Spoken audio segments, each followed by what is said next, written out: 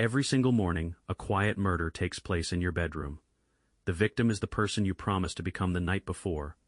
You went to sleep with grand ambitions, ready to conquer the dawn, ready to seize control of your destiny. Yet, the moment the alarm breaks the silence, a strange paralysis takes over. Your rational mind evaporates, replaced by a desperate, almost violent urge to stay under the covers. You tell yourself you are just tired. You tell yourself you will start tomorrow, but you are being lied to. This is not fatigue, this is not laziness. This is a highly sophisticated evolutionary system glitch-engineered by your own brain to keep you prisoner in a simulated cage of safety. Your brain is not trying to help you rest. It is actively sabotaging your future to protect you from the discomfort of reality. Welcome to the darkest architecture of human behavior. 1. The illusion of fatality. How the subconscious mind engineers a defense network against reality. The waking mind believes that the physical body is simply too exhausted to move. We look at our heavy eyelids, our aching muscles, and the overwhelming weight pulling us back into the mattress, and we conclude that our biology demands more rest. This is the first and most powerful illusion. Your brain is an elite strategist, and its primary weapon is the fabrication of physical symptoms to justify a psychological retreat. When you struggle to wake up, you are rarely suffering from a lack of sleep. Instead, you are witnessing the subconscious mind deploying a defensive network against the external world. To understand this, we must examine the concept of psychic determinism, a foundational pillar of classical psychoanalysis. This principle states that no human behavior occurs by chance. Every micro-action, every slip of the tongue, and every intense desire to remain asleep is driven by a hidden, unconscious motive. Your subconscious mind knows exactly what awaits you beyond the boundaries of your bed. It knows about the unread emails, the stressful corporate deadlines, the failing relationships, and the existential dread of a monotonous routine. To the ancient survival-focused sectors of your brain, these psychological pressures are interpreted exactly like physical predators. The brain does not distinguish between a toxic boss and a saber-toothed tiger. Both represent a threat to your emotional and physiological stability. Therefore, the subconscious mind initiates a preemptive strike. Before your conscious logic can even boot up, your brain alters your perception of reality. It amplifies the physical comfort of your blanket and intensifies your feelings of lethargy. It creates a temporary sanctuary, a tactical illusion that convinces you that staying asleep is a matter of survival rather than a choice of avoidance. Consider the profound implications of this mechanism. You are not fighting a clumsy, tired body. You are fighting an incredibly intelligent biological supercomputer that is deliberately manipulating your neurochemistry to keep you paralyzed. It exploits your vulnerability in the early hours to build a wall between you and the demands of life. The bed ceases to be a furniture piece meant for recovery. It transforms into an emotional bunker and psychological fortress where you can safely hide from the friction of existence. But this fortress is a trap. By allowing your brain to execute this defense network day after day, you are validating its fears. You are training your subconscious to believe that the world outside is too hostile for you to handle, reinforcing a cycle of learned helplessness that bleeds into every single area of your waking life. 2. The dopamine hijack, the neurological economics of the 5-minute reward. Trap. The battlefield of the early morning is ultimately governed by a brutal system of neurological economics. Every decision your brain makes is a calculation of energy spent versus reward gained. When the alarm rings, your brain performs an instantaneous, unconscious cost-benefit analysis. On one side of the scale, it places the long-term abstract rewards of waking up early, long-term career success, physical fitness, self-discipline, and personal growth. On the other side of the scale, it places an immediate, tangible, and high-density reward, the sensory pleasure of sleeping for just 5 more minutes. In this economic matchup, the long-term rewards never stand a chance. This flaw in our neural programming is driven by the phenomenon known in behavioral economics and cognitive science as hyperbolic discounting. Hyperbolic discounting is a cognitive bias where humans consistently choose smaller immediate rewards over larger delayed rewards. The closer a reward is in time, the more valuable our brain perceives it to be. When you are standing in the middle of the day, fully awake, your brain can easily appreciate the value of waking up early tomorrow. The reward is distant, so you can evaluate it logically. But at 6 o'clock in the morning, the timeline collapses. The reward of self-discipline is hours, months, or years away. The reward of pressing the snooze button is instantaneous. It offers a massive, immediate hit of relief, safety, and comfort. This trap is fundamentally a dopamine hijack. Dopamine is not the molecule of pleasure. It is the molecule of anticipation, motivation, and pursuit. When you realize you can escape the harsh reality of waking up by simply pressing a button, your brain experiences a sharp spike in dopamine. This chemical surge creates an intense craving for the immediate comfort of the bed. By pressing the snooze button, you instantly satisfy that craving, flooding your neural pathways with a sense of relief. The catastrophic danger of this cycle was demonstrated in historical behavioral experiments, most notably through the framework of the Skinner box and variable ratio schedules of reinforcement. When an organism learns that a simple action rewards them with immediate comfort, the neural pathway for that action becomes heavily reinforced. Each time you press snooze, you are not just delaying your morning by 10 minutes. You are actively rewiring your neural circuitry.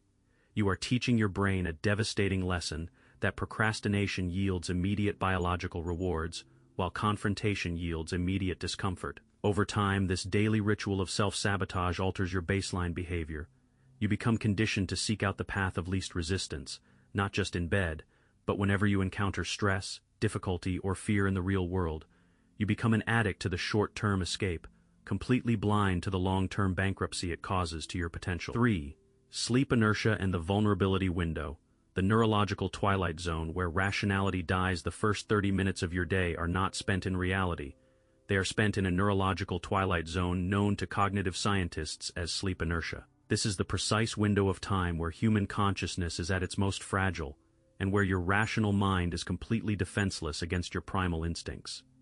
When you first open your eyes, you carry the illusion that you are fully awake, but your brain architecture tells a completely different story. During sleep, your brain produces high levels of adenosine, a neurotransmitter responsible for promoting slumber and maintaining systemic rest.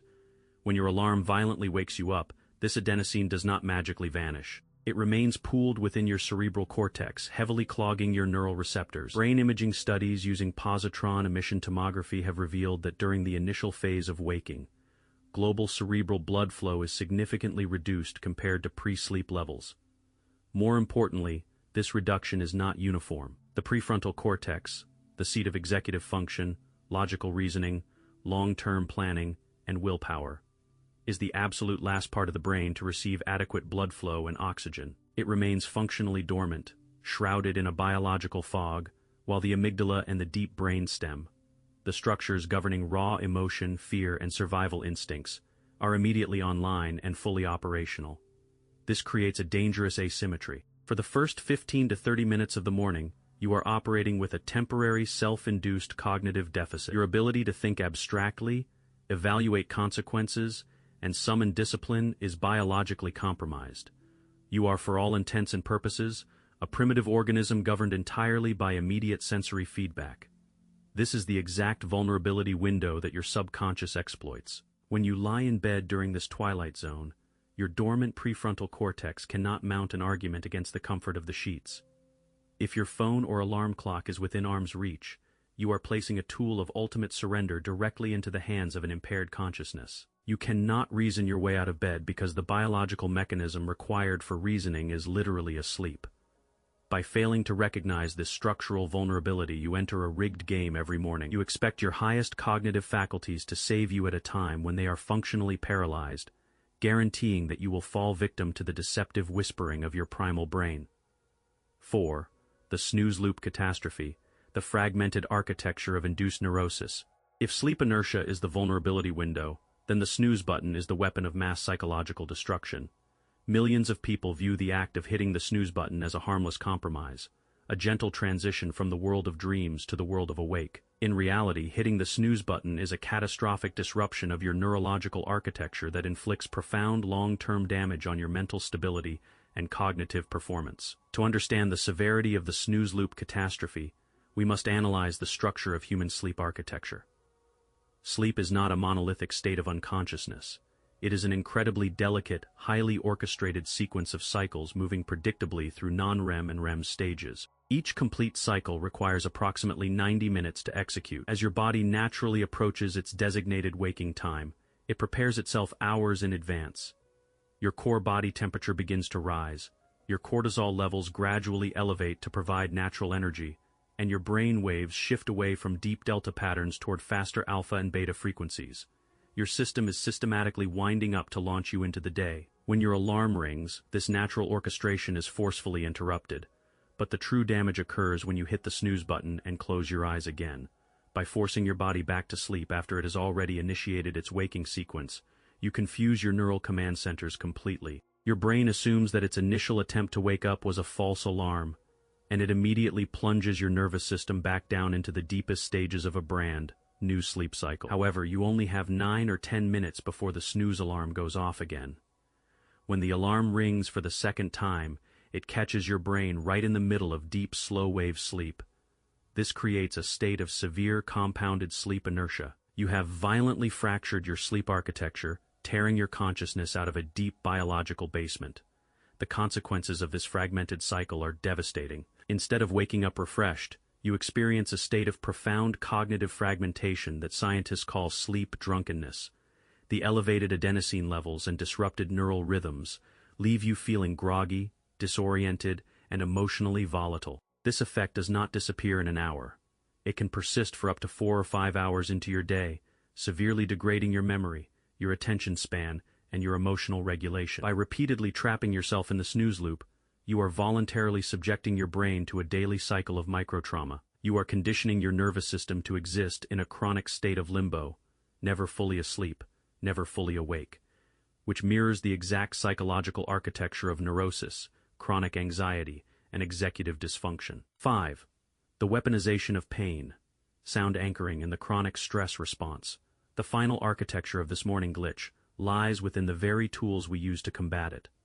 For decades, humanity has relied on a fundamentally flawed premise that the best way to shock an organism into consciousness is through terror. We set our alarms to aggressive, high-frequency, chaotic sounds, sirens, loud blares, or frantic digital rings. By doing this, we are not waking ourselves up.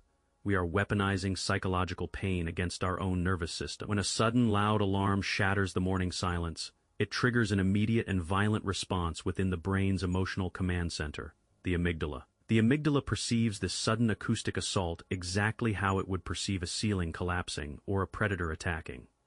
It instantly bypasses the rational mind and activates the sympathetic nervous system, plunging your body into a full-blown acute fight or flight response. Within milliseconds, your adrenal glands flood your bloodstream with high doses of cortisol and adrenaline.